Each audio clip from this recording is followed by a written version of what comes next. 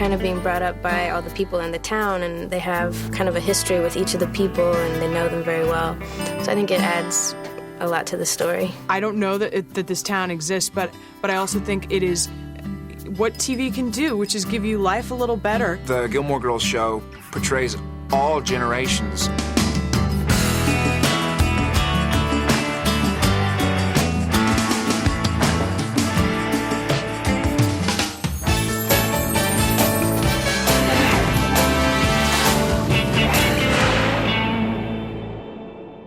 Yeah, I've never been through it before. Oh, you have to. Oh, hi. Oh, hi. You really like my table, don't you? I was just, Getting to know my daughter. Are you my new daddy? Wow. You do not look old enough to have a daughter. No, I mean it. And you do not look like a daughter. That's possibly very sweet of you. Thanks. So, daughter. You know, I am traveling with a friend. She's 16. Bye. Drive safe. I play someone who had a child when I was 16, so as a kid myself, I think the two grew up and have more of a peer relationship than maybe parents who have children when they're older, and just also the nature of who the characters are. I've kept her someone who is kind of my equal in a way, and that has its benefits and also its problems, because I am her parent, and I do have to be a leader, I do have to be a role model, but it's not about that so much. It's it's sort of about the ways in which we're equal and the same. It's such a close bond, because the person that brings you into the world, and you grow up with them, and they teach you so much and enrich your life in so many ways, and then when you become a woman yourself, you have all these things to share with her, and it's a beautiful relationship to explore and to, build stories around. When I saw Alex, and who plays Rory, the daughter, and Lauren, who plays her mother, Lorelai, I walked on the set, and there they were, rehearsing a scene, and I thought, my God, this is terrific. These people are really good, and right from that moment on, I knew that it was something special.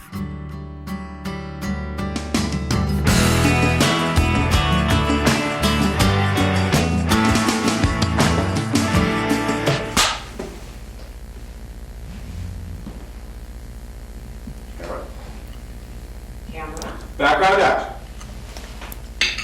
Action. And how are things at the motel? The inn, they're great. Lorelai's the executive manager now. Isn't that wonderful?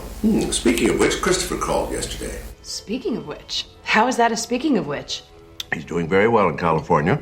His internet startup goes public next month. This could mean big things for him. Very talented man, your father. She knows. He always was a smart one, that boy. You must take after him. Speaking of which, I'm gonna get a Coke.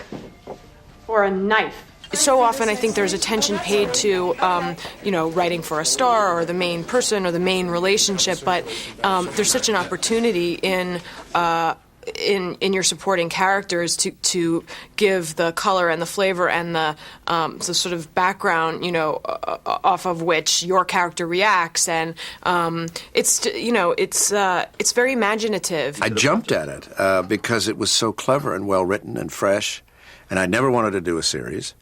And avoided it all these years. But I thought, this is great. This is a great character, great situation. It's witty. It talks about relationships in a positive way. I've been actually gratified because I've gotten a lot of compliments from reviewers about how this could have been a stock, cold wasp woman, and I've made all the... Well, I don't know what I was doing, but that's nice. I wasn't particularly trying to do that, but I guess maybe my humor comes through, and the fact that I'm basically a very decent human being shows or something. I don't know. But she's just a delight to play. I love playing this character. Oh, here we go. You took that girl and completely shut us out of your life. You wanted to control me. You were still a child. I stopped being a child the minute the strip turned pink, okay?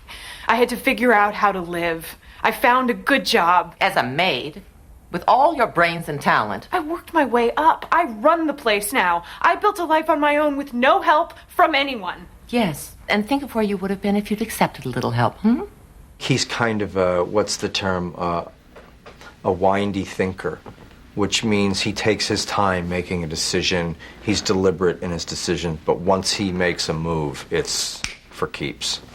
You know, he's not a hit and run kind of guy. I was almost crushed by a papier-mâché star. How's your day? Well, it's looking pretty good now. Coffee, please, and a shot of cynicism. So, why so cheery? I don't know. I'm just in a mood. I don't know why. But there's no particular reason for this mood? No. You don't believe me? No, I believe you. If you say there's no reason for the mood, then there's no reason for the mood.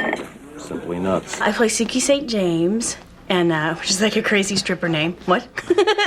But she's the chef at the end, and she's like, she's flighty, but not in like a ditzy way. It's like she tends to be so tunnel vision sometimes. It's like anything can be happening around her, and she's just like obsessed with cooking. And it's actually all the food is real, and everything that like usually everything we're making is like there's something real in it, but it would just take too much time, and so usually it's just like choppity chop chop. I'm like, look what I've done. I need you to be more careful. I know, I'm sorry. Hey, I fixed the peach sauce. that's blood. You're bleeding. Why are you bleeding? Oh, my stitch is open. I was using too much maple syrup. It strangled the fruit. I found Paris appealing because it was so different from who I am as a person, and I think that was the first time that I was given the opportunity to play someone just completely on the other spectrum from me as a person, which is scary too as an actor, but I think as an actor you want to do things that scare you. And then it's kind of gradually evolved, and at first it was just kind of mean. And it's kind of eased up since then, and they've been really great with kind of writing in these moments of vulnerability, and you see that it kind of comes from this pain. Miss Gilmore, since you say you wrecked Miss Geller's project, then you may help her fix it. You have until tomorrow. Fine. No. Why not? I don't want your help. But I don't mind doing it. Just stay out of this. What is wrong with you? I'm trying to help you. Well, don't. I think I was probably more like Dean back when I was his age, when I was in high school. Right now, whatever, I'm like 2 years older, but I think I had to go through kind of the same things he went through. What with the, chasing after the same girl as another guy and, playing softball and all that other kind of stuff. All right. Guess what's in each hand? You get the soda. Okay, the whole concept of a free soda is that it's free. You don't have to work for it. Sorry, you got to sing for your supper. Or your soda. Guess. Okay. In this hand you have...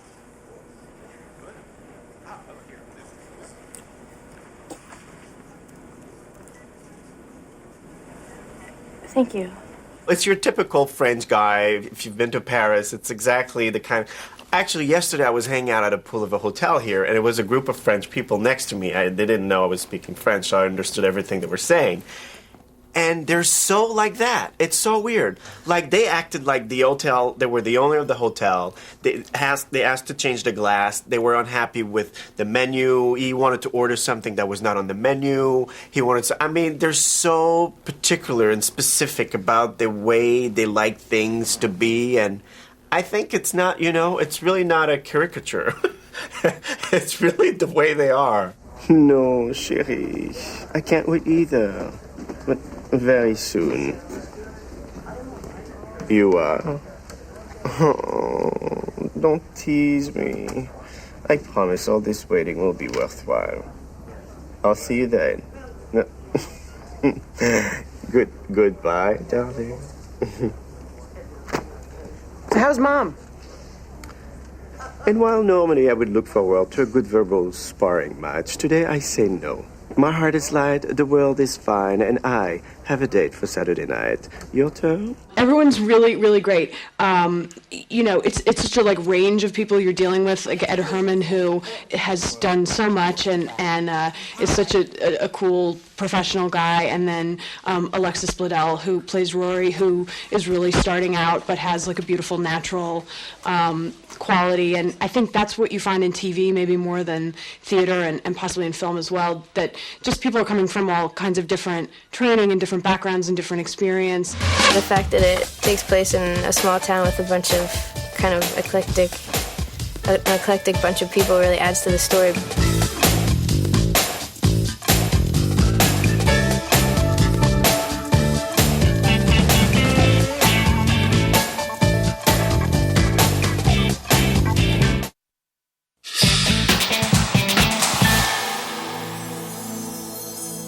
kind of muffin do you want? Blueberry. You know where you can stick the spirit of fall? Here, don't use your hands. I don't think you're taking me seriously. What gave you that idea? No tip? Oh, yeah, here's a tip. Serve your customers. Here's another. Don't sit on any cold benches.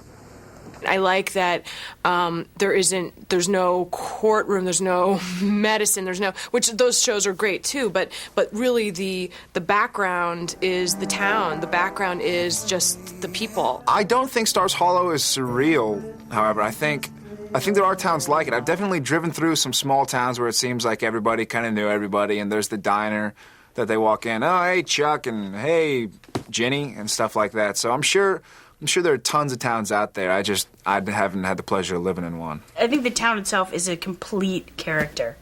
Even the whole becomes this other idea, other entity. But I think it's important that it's not. I don't know. It's this weird little tucked away place where all these kind of eccentric people have found themselves. But I also don't find that it's crazy and wacky. I mean, some of the situations can get kind of bizarre, but it's I buy it for the most part. I still read things that we're doing, and I'm like, are you kidding me? With the town meeting or the basket festival but now it's hilarious to me. I love that we have a festival for everything. When the stars come out, we have a festival. It's I always want to know where is this Stars Hollow? The fact that it takes place in a small town with a bunch of kind of an eclectic bunch of people really adds to the story because Rory and Lorelai, since they're kind of growing up at the same time, in a sense, they're kind of being brought up by all the people in the town, and they have kind of a history with each of the people, and they know them very well. The town is the story. And I think that the stars are Lauren and Alexis, but I think the town is the third character in the story, and it's really how people react. And the Gilmore Girls is really about Stars Hollow and Lauren and Alexis and how they live in it and interact with the other characters. But the town is definitely a star. I don't know that this town exists, but I also think it is what TV can do, which is give you life a little better, and it is an idealized version of small town life, where the biggest problem is, we got a traffic light, and is Mrs. Who's Who going to be able to cross the street in the amount of time before the traffic light changes? I mean, these are the issues in this town, but there's enough kind of reality that we ain't the West Wing, but It's a real place. We shot it up outside of Toronto, about 30 minutes outside of Toronto. It's a real town. It's not called Stars Hollow, and it's not in Connecticut, it's in Canada. And it's this fairy tale little place where they have sort of gourmet chocolate shops and gourmet Christmas light shops and just one strip, and nobody's driving, and it's cobblestones, and it was gorgeous. It was absolutely beautiful. Okay, I'm out. Stop pushing me. What are you thinking spying on that kid like that? I don't know. I just wanted to see him. I mean, I've seen him already, but that was before he was... Rory's boyfriend? Shush you. She's growing up. I know. There's nothing you can do about that. Okay, Mr. Reality, break into somebody else's house. Sorry. I speak quickly. I have never been challenged in this way. I mean, this is... I feel like... The fast-talking dialogue and the chunks of stream of consciousness things that Lorelai does, it kind of, once Amy, who created the show, and once I got the pilot, and we got to know each other a little bit, I mean, Amy, this is really her voice, and I think once she got that I could speak as much as she wanted to speak on the page. I think it really evolved. And now sometimes I think it's just me. Now sometimes I think it's just really a test. I think Lauren is a whole lot like her character. I mean, I'm sure there's some differences, but I think they have a lot of similarities. And I think the writers, one of the things that great writers do, like the writers on Gilmore Girls, is they start to write your character sort of like you, so it's easier for you to mesh and for you to bond with your character. And I think they started to do that with Lauren, because sometimes I hear her talking and I'm like, that's kind of like what Lorelai talks like. We do 80 pages when the format calls for 60. An hour drama calls for 60. Because you got to figure 20 minutes of commercials, and then you got 40 minutes to do 60 pages. It really doesn't sound like anything, and we shoot probably 20 more pages than your average hour-long show. It's so well written, and the characters are so well delineated, and each character, by the way, has his own distinctive voice, which is the real challenge for Amy, is to make sure that the characters are unique unto themselves. A lot of shows are very beautifully written, but the characters kind of sort of sound the same, don't they? This one doesn't. I love watching our show because it's so fast-paced that there's no, I don't know the word in English, complaisance. It's not like, oh, we're having a moment here, and it's like, oh my God, it's so dramatic or whatever. Because of the pace of the show, back and forth, it's more, sometimes I feel like, more like life. Like, you can have a dramatic moment, or it can be funny, but you don't dwell on it. It's not like, we're not making a 10-minute scenes out of could be a 2-minute scene. Ooh, hey, have Michelle look at your French paper before you go. Excuse me? That'd be great. No. Come on, Michelle. I'll tell all the ladies what a stud you are. I believe that memo has already been sent. Oh, please, Michelle. Pretty please, with sucre on top. I will stop talking like this. On TV, you work so fast, you don't have any kind of rehearsal, really, and I do pages and pages and pages, but it's also some of the beauty of the show that it really... you can see I'm not that articulate. It really, You have the ideal relationship of what you'd really like to have with your mother, and then you have the unfortunate kind of extreme end of what you probably do have with your mother, I'm sorry to say.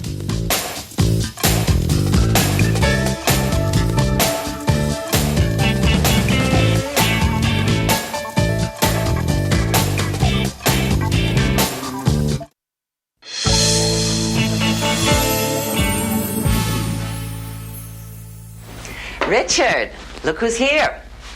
Rory, you're tall. I guess. What's your height? 5'7". That's tall. She's tall. Hi, Dad.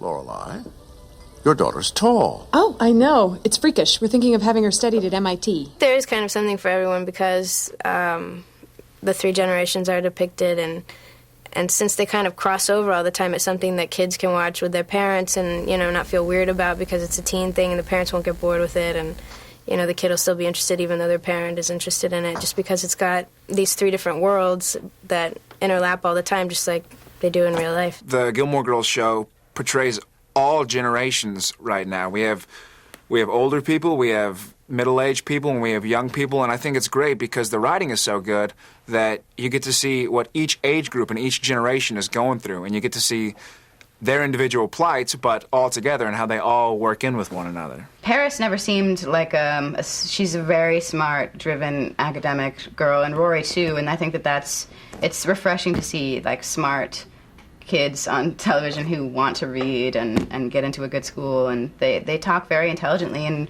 I think Amy gets a kick out of kind of making all these references that are so much earlier than than us. I sometimes will get a script and there'll be references. There's very current references and some very remote references too that I don't know what they're talking about. And if I think it's necessary to my character, I will ask one of the younger people what that's a reference to. Okay, Mom, just hear me out, okay? But don't say anything. See, Friday night is Rory and Dean's 3-month anniversary, and while that might not seem like a very big deal to you, it is to them. And I'm going to ask you to do something you are so not going to want to do, but I am begging you to look at it from her point of view, and maybe, just maybe, let her, just this once, not come to dinner on Friday. All right. What? Since this is a special occasion, I suppose it would be fine if Rory missed dinner on Friday. It would. Yes. Mom? Are you sure? I believe I am. No arguments? No. Well, she won't be there. I understand. At all. I heard. I think it's nice when people say to me, I watched this with my mother and we don't like any of the same things. It's hopefully not in a sappy, boring, obnoxious way, can be something that different generations, different people can kind of all relate to maybe once in a while in the same room. It's nice that the younger cast has kind of spread out and gotten larger, because last season it was really just Alexis and Lane, the girl that plays Lane, and it's gotten larger. So it's nice to have people in your own age group to be surrounded by, but Lauren and Kelly Bishop and everybody is so nice and just treat you the same regardless of how old you are. Hey, it's freezing. Oh, what do you need? Hot tea, coffee? Lip gloss. Aha. I have vanilla chocolate strawberry and toasted marshmallow. Anything in there not resembling a breakfast cereal? Yes. It has no smell, but it changes colors with your mood. God, RuPaul doesn't need this much makeup. Well, you're crabby. I'm sorry. I lost my Macy Gray CD and I need caffeine. Oh, I have your CD. Thief? Sorry. And I will get you some coffee. I think one of the things the show does well is explores what is dysfunctional about this relationship between a mother who is 32 and a daughter who's 16, which is, it looks fun, it's really great when you can borrow each other's clothes, but when a conflict happens, it's tough because my character is someone who has defined herself more as a friend than as an authority figure. It works because we don't say that any one of those generations is right. When you read it, you say, oh, I totally understand Lorelai's point of view about this. But you can, when she says things, and then it kind of pisses Emily off, you can understand her reaction as well. And so nobody is ever stated to be completely right, and so we don't offend anybody. We just open it up so that you can see all of the workings behind within their minds. Besides the teenage part of the audience, I think the other large part of our audience probably is the single mother raising the kids who probably works.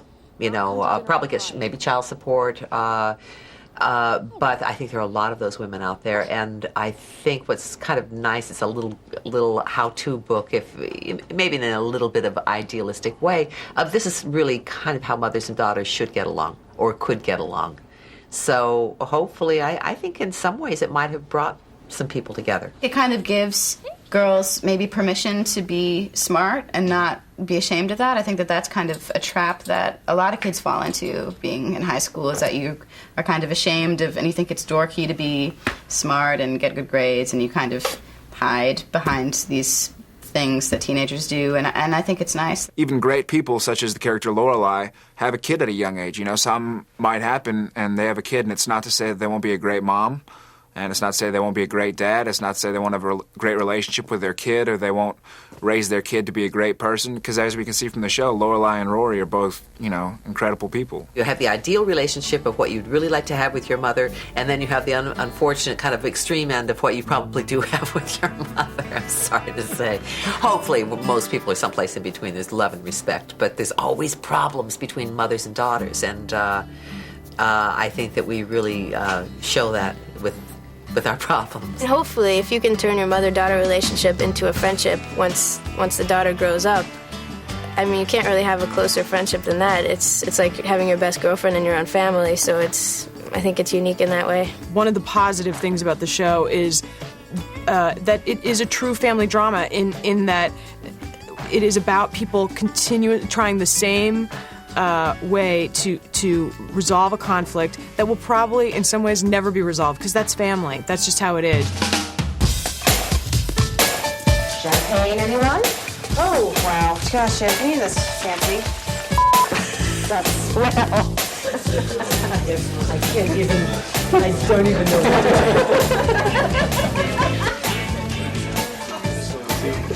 do. No, I just get to screw up first.